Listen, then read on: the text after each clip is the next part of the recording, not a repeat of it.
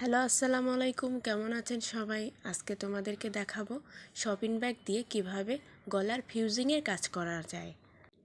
এর আগেও আমি কয়েকটা জামা বানাইছি, বেশ দারুণ লাগলো। ভাবলাম যে দেখি আমি আমার বন্ধুদেরকে শেয়ার করি।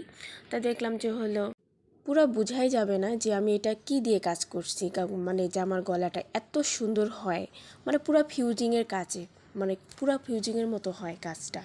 ঠিক আছে, তোমরা বানায় দেখতে পারো।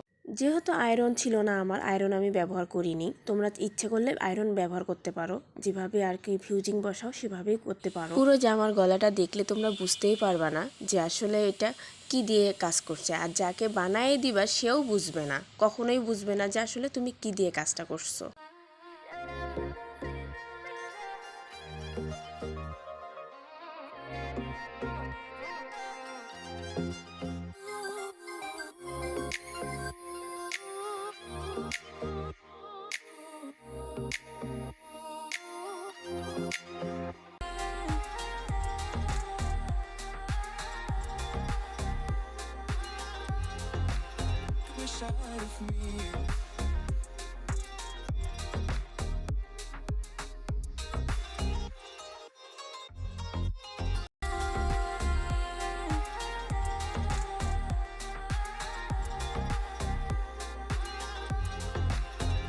Side of me